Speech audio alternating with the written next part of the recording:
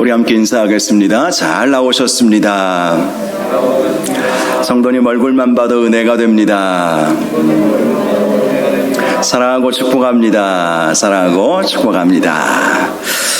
오늘 선교기도 9번째 시간입니다. 올해 시작된 선교기도회가 9번째를 맞이하게 되었습니다. 앞으로 계속해서 매년 이 한 달에 한 번씩 선교 기도회를 진행을 하려고 합니다. 우리 선교사님들 매달 기도 제목을 보내주시는데 이 기도 제목 가지고 우리가 합심으로 우리 선교사님들 위해서 기도해 주시기를 바랍니다. 많은 분들이 이런 얘기를 하셨어요. 가든지 보내든지 하라. 사실 우리는 선교에 대한 명령이 있습니다. 선교라고 하는 것은 어떤 소수의 사람들만이 하는 것이 아니라 예수 믿기 시작하면서부터 해야 할 하나님의 명령입니다. 예수님께서 제자들에게 너희는 가서 모든 민족을 제자로 삼으라 라고 말씀해 주셨습니다. 제자들에게만 주신 말씀이 아닙니다.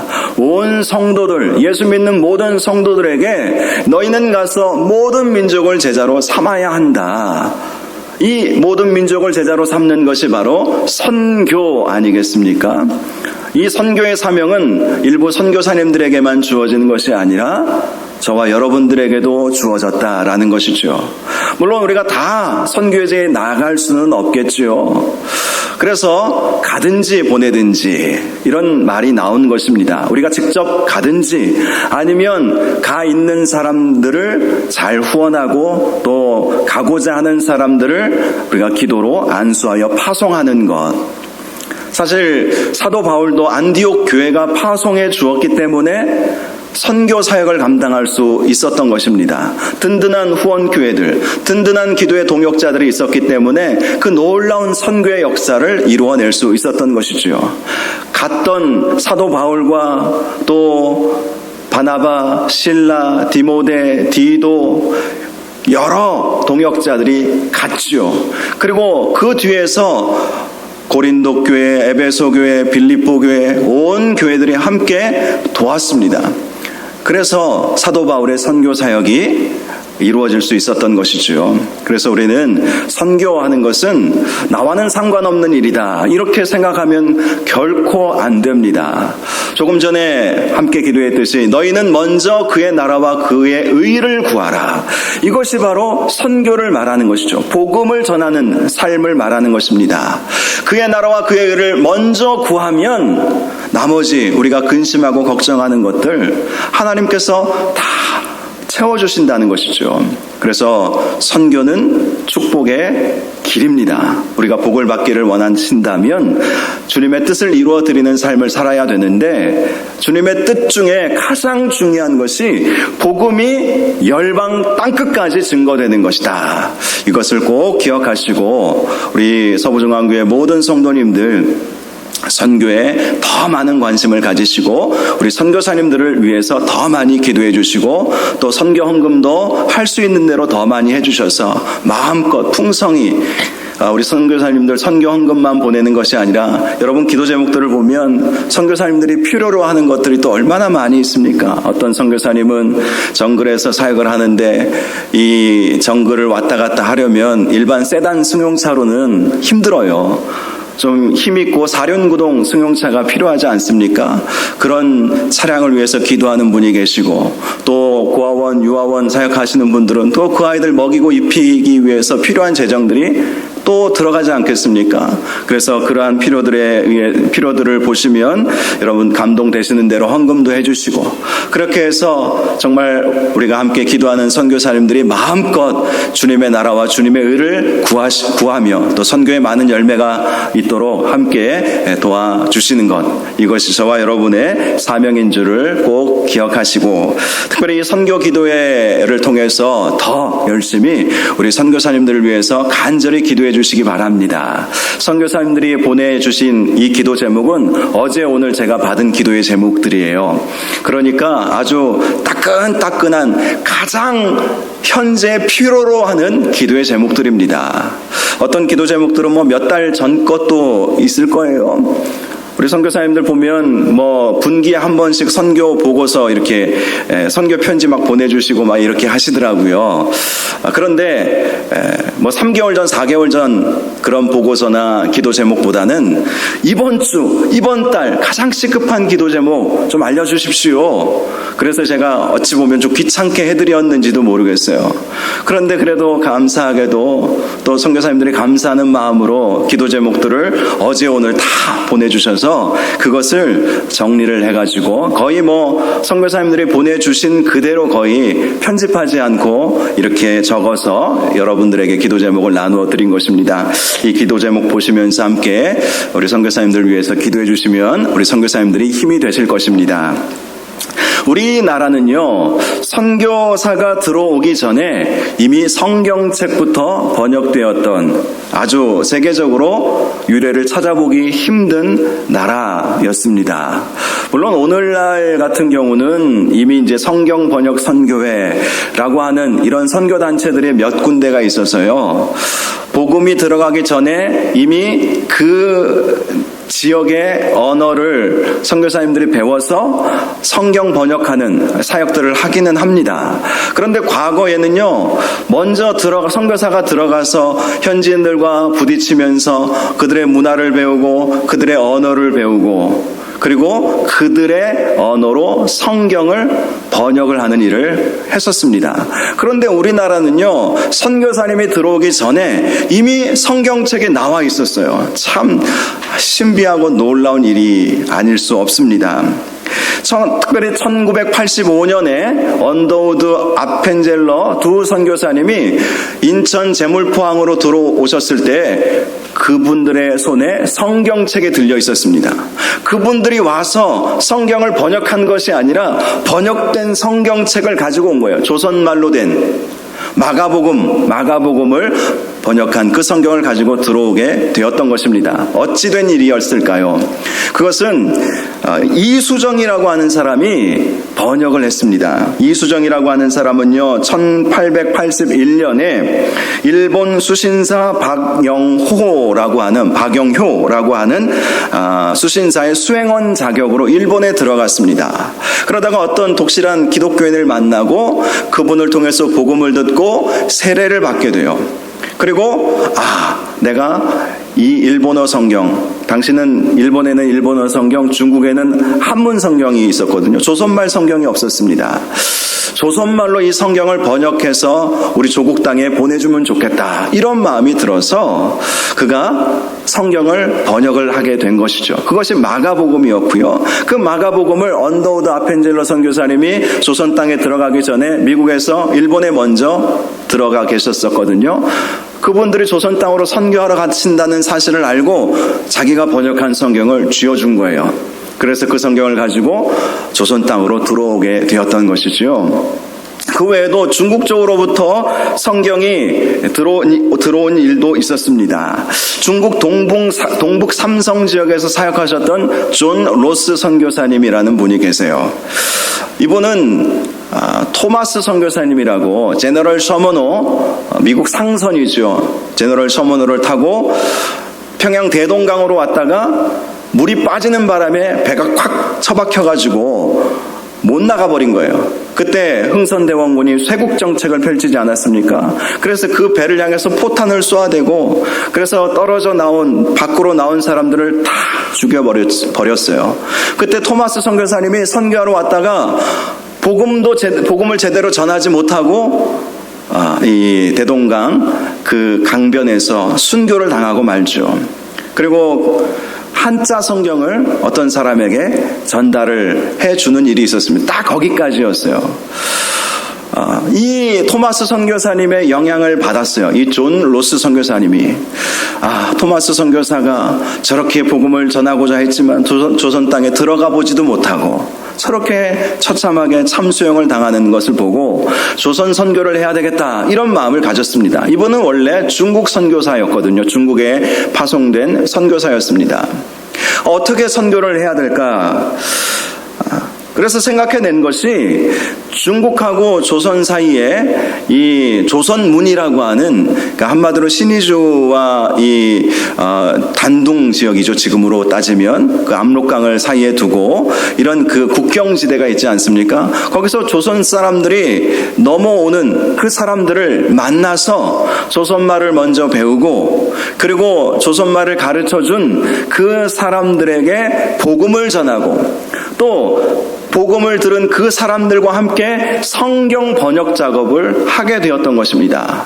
그때 성경을 함께 번역했던 사람이 이응찬, 김진기, 이성하, 백홍준, 서상륜. 이 서상륜 같은 사람은 아주 잘 알려져 있는 사람이죠. 자, 이런 사람들과 함께 성경을 번역하게 되고, 그 번역한 성경을 비밀리에, 당시에 지금도 북한 땅이 그렇지만 조선 땅도 성경을 밀반출하는 것, 밀반입하는 것이죠. 그것은 법에 어긋나는 일이었지만 몰래 성경책을 들여보내서 그 성경책을 가지고 예배해 드리는 놀라운 역사들이 있게 되었던 것이죠. 선교사님들이 가보니까 그 성경책 한 권이요, 이미 교회가 세워질 정도로 놀라운 역사들이 일어난 거예요. 선교사님이 들어가기 전에 교회부터 세워진 나라, 민족이 바로 우리 민족이었습니다. 정말 예기치 않은 역사가 일어나는 것이죠. 그런 선교의 뿌리가 있어서 그런지 우리나라는 선교하는 나라로 하나님께서 지금도 쓰고 계시지 않습니까? 전 세계에서 미국 다음으로 선교사를 많이 보내는 나라가 되었어요. 미국의 인구가 한 3억 5천 4억 되지 않겠습니까? 그 중에 스스로 기독교인이라고 말하는 사람이 50% 이상은 될 거예요. 그러면 적어도 한 2억 명 이상의 성도들이 있다고 봐야 되지 않겠습니까? 그런데 우리나라는 1,000만 명밖에 안 돼요. 2억 명 이상의 신도 숫자를 가지고 있는 저 미국과 1,000만 명의 성도를 가지고 있는 우리 대한민국을 비교해보면, 미국이 아무리 숫자적으로는 선교사를 더 많이 보냈다 할지라도 비율로 따져보면 우리나라만큼 선교에 열정적인 나라는 없다. 이것을 발견할 수가 있죠. 미국 다음으로 많이 차이 나지 않습니다. 정말 많은 성도들이 선교의 현장에 들어가고, 젊은 청년들이 선교에 헌신을 하고, 또 시니어 은퇴하신 분들이 은퇴 이후에 선교지에 들어가셔서 선교사역, 남은 인생 주님의 복음을 증거하다가 그곳에 뼈를 묻고 싶다, 그런 마음으로 선교하시는 분들 참 많습니다. 시니어 선교사들, 청년 선교사들, 또 목회자 선교사들도 있고, 평신도 선교사들, 자비랑 선교사들도 있어요. 비즈니스 선교를 통해서 복음을 전하고자 목회자로 비자를 내주지 않으니까 평신도들 중에는 가서 비즈니스를 하는 거예요. 사업을 하는 것이죠. 큰 사업은 아닙니다. 우리 선교사님들 같은 경우 기도 제목 보면 학원을 차리기도 하고, 여행사를 차리기도 하고, 조그만 회사를 차리기도 하고, 카페를 차리기도 하는데, 어떤 분들은 잘 모르시는 분들은, 아니 선교사님들이 사역은 안 하고 무슨 카페를 하네, 선교사님들이 여행사를 하네. 여러분, 그것은 오해하시는 것입니다. 비자를 위해서라도 여러분, 외국인이 그냥 오랫동안 체류할 수 없잖아요. 우리나라의 외국인들이 어떤 신분으로 와 있습니까? 유학생이든지 노동자든지 산업연수생이라든지 이런 신분으로 올 수밖에 없지 않습니까? 우리 선교사님들이 외국에 나가서도 다 마찬가지죠. 거기에 필요한 체류 비자를 얻기 위해서 여러 가지 비즈니스를 하면서 또 비자를 해결하고, 그리고 또 그 비즈니스를 통해서 현지인들을 만나는 통로로 삼는 거예요. 그래서 함께 일할 때 함께 일할 수 있는 그 현지인들에게 복음도 전하고, 그들과 함께 성경 공부를 하고 같이 예배를 드리고, 또 그 중에 신실한 그러한 사람들이 있으면 그 사람들을 택해서 신학교에 보내고 목회자로 안수하여서 함께 동역하게 하는 것, 그런 선교의 방법들을 만들어가는 것이죠. 자, 그렇습니다. 하나님께서 선교하시는 방법은 다양하고요.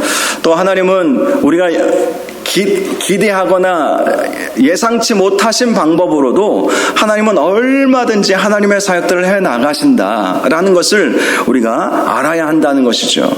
지난주에 우리가 말씀을 살펴보면서 출애굽의 역사는 선교의 역사였다는 사실을 함께 말씀을 나누었습니다. 지난주가 아니라 지난달이네요. 지난달에 출애굽의 역사는 선교의 역사였어요. 단지 이스라엘 백성을 애굽의 노예 상태에서 해방시키시는 것만이 하나님의 목적이 아니었다는 것입니다. 하나님은 분명히 말씀하셨어요. 출애굽의 역사를 통해서 바로에게 내가 여호와인 줄 알게 하리라. 애굽 백성에게 내가 여호와인 줄 알게 하리라. 무엇을 통해서요? 출애굽의 놀라운 역사들을 이루어가는 것을 애굽 사람들이 보면서 여호와 하나님, 이스라엘 백성이 섬기는 여호와 하나님은 참 하나님이시구나. 그것을 알리시기 위한 방법으로 출애굽의 역사를 이루셨다는 것입니다. 그뿐만이 아닙니다. 바로와 애굽뿐만 아니라 천하 만민이 나를 여호와인 줄 알리라. 출애굽의 역사가 바로 그러한 목적이 있었다는 것이죠. 그래서 지난달에 저와 여러분의 삶에 있어서도 출애굽의 역사가 있게 하여 주옵소서. 그래서 믿지 않는 사람들이 우리를 보면서 하나님을 알아갈 수 있도록 인도하여 주옵소서. 우리 선교사님들을 보면서 하나님을 알아갈 수 있도록 인도하여 주옵소서. 우리가 그렇게 기도했던 것 아니겠습니까? 오늘 본문을 보니까요, 모세의 장인 이드로가 하나님을 알고 하나님을 찬양하는 놀라운 역사가 있게 되었다는 것을 우리에게 말씀해 주고 있습니다.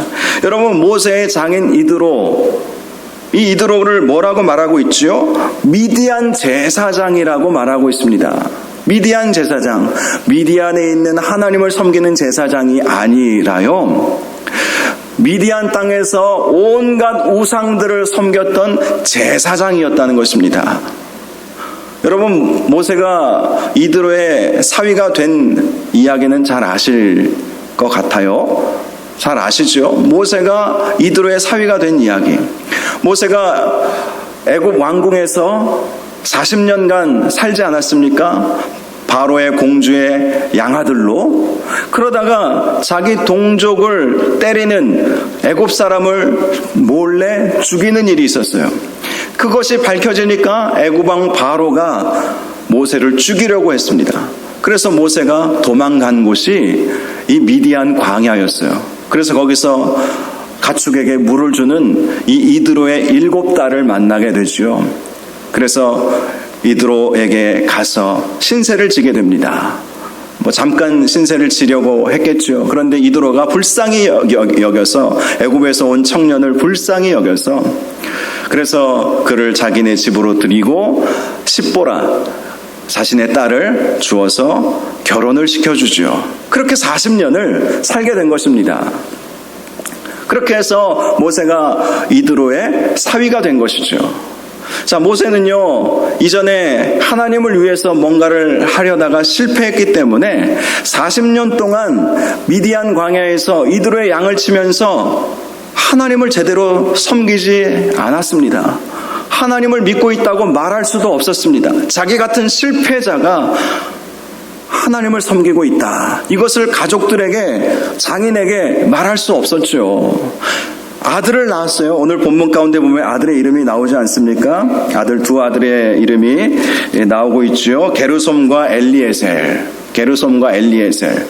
그런데요, 이 게르솜과 엘리에셀의 이야기를 보면요, 이제 모세가 하나님의 부르심을 받고 다시 애굽으로 가지 않습니까? 이스라엘 백성을 출애굽해 내려고 하는 그 사명을 붙잡고 갔어요. 갈 때 게르솜과 엘리에셀을 아내 십보라와 함께 같이 데리고 갑니다. 그런데 가는 중간에 모세가 심한 열병 같은 질병에 앓게 되었던 것 같아요. 그래서 그가 죽을 뻔했습니다. 그 이유가 무엇이었는가? 아내 십보라가 딱 눈치를 챈 거예요. 모세의 두 아들 게르솜과 엘리에셀이 할례를 받지 않았거든요. 자, 여기에 단서가 있습니다. 만약에 모세가 이드로와 살면서 아내 십보라와 게르솜 또 엘리에셀과 살면서 하나님을 섬기는 하나님의 백성 히브리 민족으로 살았다면 당연히 두 아들이 태어났을 때 난지 8일 만에 할례를 행해야 하지 않습니까? 이것은 전통이에요. 아브라함 때부터 내려오는 전통이에요. 이스라엘 민족의 표식이에요. 그런데 그것을 하지 않았다는 것은 그가 히브리인으로서 하나님의 백성으로서 미디안 광야에서는 살지 않았다는 것을 보여주는 것이죠. 결국 모세가 죽을 뻔하고 그래서 게르솜과 엘리에셀 십보라가 겁나서 애굽으로 가지 못하고 다시 이드로에게 가버린 거예요. 근데 오늘 본문을 보니까 모세가 광야로 왔다는 이 이제 시내 광야에 지금 있을 때 하나님으로부터 지금 율법도 받고 이제 가나안 땅으로 가기 전 지금 상황을 보여주는 것입니다. 이드로가 지금 자기 사위가 지금 이 광야 안에 있다는 것을 알고 지금 자기 딸과 손주 둘 데리고 지금 가는 거예요. 그런데 이드로가 어떤 소식을 듣고 출발했느냐? 1절을 보니까 이렇게 말씀하죠. 18장 1절입니다. 모세의 장인이며 미디안 제사장인 이드로가 하나님이 모세에게와 자기 백성 이스라엘에게 하신 일 곧 여호와께서 이스라엘을 애굽에서 인도하여 내신 모든 일을 들으니라. 누가 이야기해 준지는 모르지만 당시 고대 근동 사회에서 모세가 이끌었던 좋기 200만 명이나 되는 이스라엘 민족이 애굽을 나와서 홍해를 건너고 광야에서 진을 치면서 가나안 땅으로 향하고 있다. 소문이 다 났어요. 이전에는 이드로와 만나기 전에는 아말렉과의 전투가 있지 않았습니까? 아말렉 족속이 이스라엘 민족을 경계하고 그들을 치려 했지만 결국 모세가 두 손을 높이 들고 아론과 훌이 손을 딱 잡아주고 함께 기도함으로 여호수아가 전쟁에서 승리하지 않았습니까? 자, 이 소식을 이드로가 듣고 지금 모세에게 온 거예요. 자, 이드로는 하나님을 안 믿었다는 사실을 먼저 말씀드리는 것입니다. 그는 미디안의 제사장이었어요. 우상신을 섬기던 제사장이었습니다. 미드라시라고 하는 탈무드와 좀 비슷한 유대인들의 경전이 있습니다. 이 미드라시라고 하는 이 경전을 보면 이드로가 이런 언급을 했다고 기록이 되어 있어요. 나는 많은 우상을 섬겼다. 내가 섬기지 않은 신은 없다. 이렇게 이드로가 고백했다는 그러한 기록이 남아 있습니다. 그만큼 이드로는 미디안 제사장이에요. 미디안은 누구입니까? 미디안에 대해서는요, 창세기 25장 1절을 보면 사라가 죽고 아브라함이 후처를 두죠. 그 후처의 이름이 그두라라고 하는 후처였습니다. 이삭을 낳은 다음부터 아브라함은 회춘을 했던 것 같아요. 그래서 그두라를 통해서 9명의 아들을 낳습니다. 그전에는 아예 아들도 이삭 겨우 하나, 물론 그 전에 이스마엘을 낳았지만 후처를 통해서는 9명의 아들을 낳았어요. 그 아들들의 이름이 하나하나 이렇게 기록이 되어 있는데요. 그 중에 드단과 미디안에 대해서, 그러니까 미디안이 그두라의 아들 중에 한 사람이에요. 드단과 미디안에 대해서는 좀 자세하게 나와 있습니다. 나머지 7명은 그냥 이름만 기록이 되어 있는데 드단이라고 하는 아들, 미디안이라고 하는 아들에 대해서는 조금 자세하게 나와 있는데요. 드단은 아수르 족속과 루두시 족속과 룸미 족속의 뿌리죠. 그러니까 아수르 여러분 잘 아시죠? 아수르. 그것이 드단의 아들이 아수르 족속을 만든 거예요. 그러니 이제 아브라함이 낳긴 했지만 아브라함의 계보는 아닙니다. 즉 아브라함의 후처를 통해서 낳은 자녀들 또 그를 통해서 생겨난 민족들은 다 이방 민족이 된 것이죠. 이방 민족. 그래서 사실 여러분 이슬람을 믿는 사람들은 아브라함을 자신들의 믿음의 조상으로 그들도 보고 있죠. 아브라함을 통해서 사실 다 그 고대 근동 중동 지역의 모든 민족들이 아브라함을 통해서 이루어진 민족이 참 많이 있었거든요. 자, 미디안을 통해서 중에서는 에바와 에벨과 하녹과 아비다와 엘다라고 하는 족속들이 만들어지게 되었다.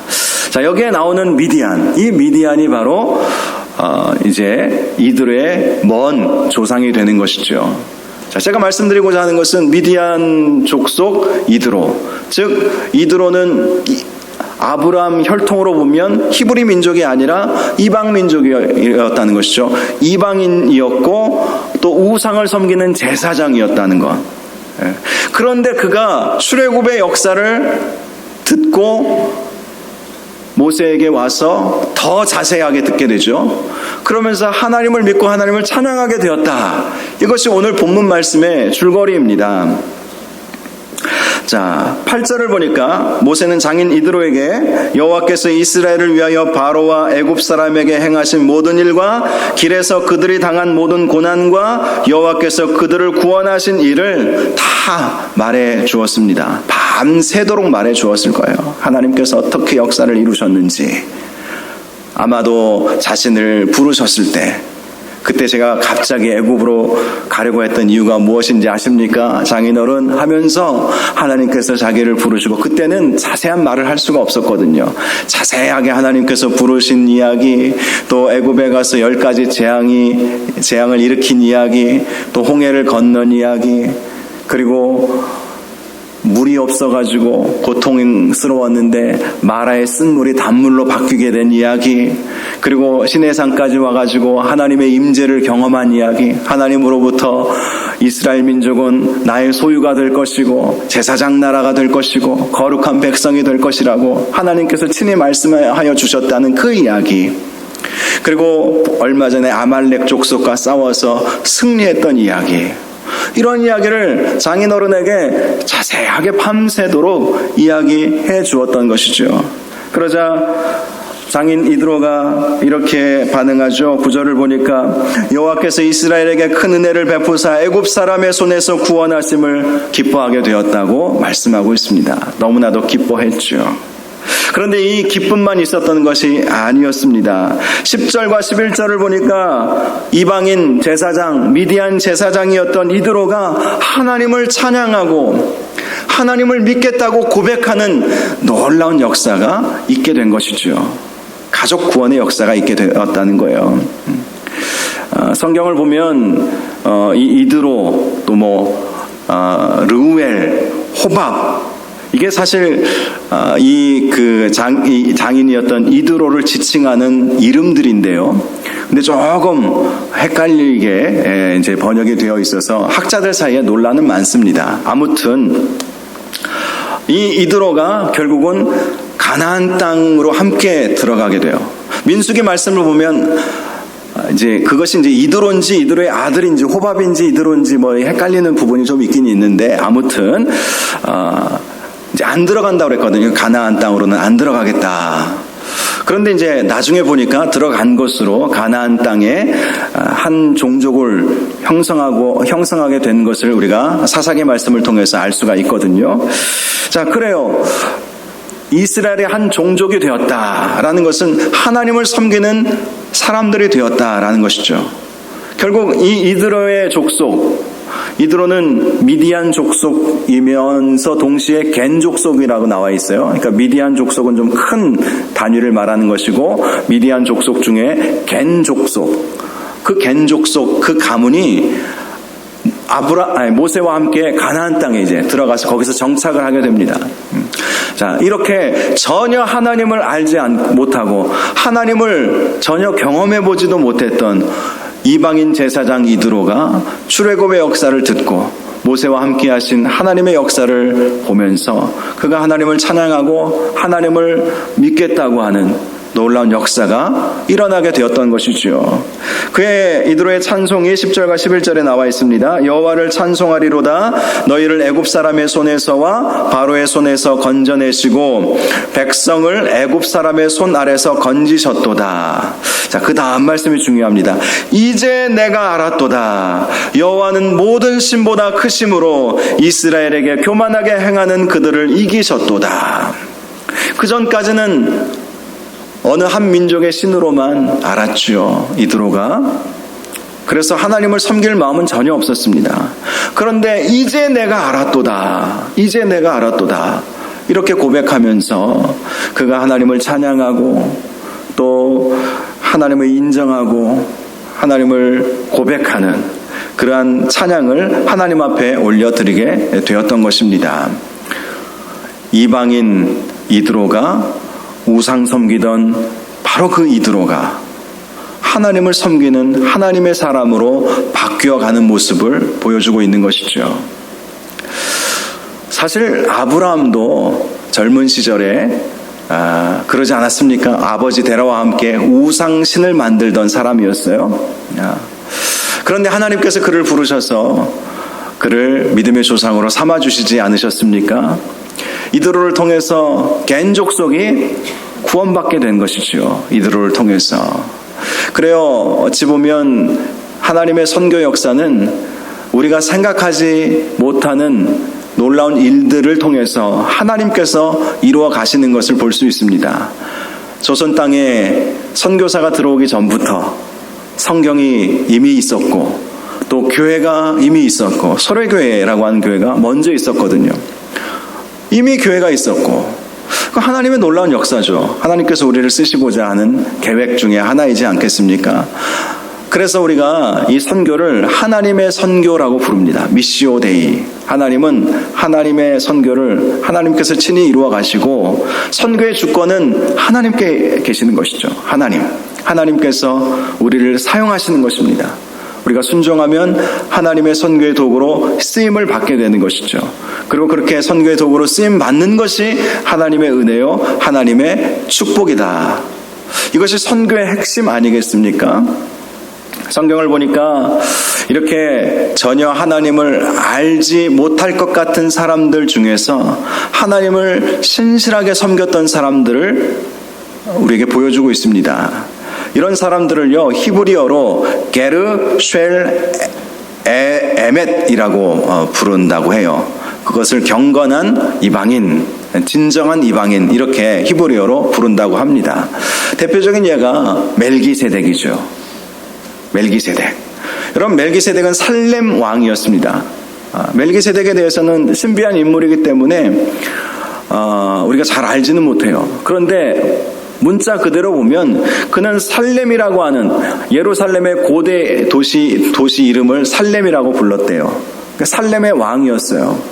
그는 그럼에도 불구하고 가나안 족속이었다는 것이죠.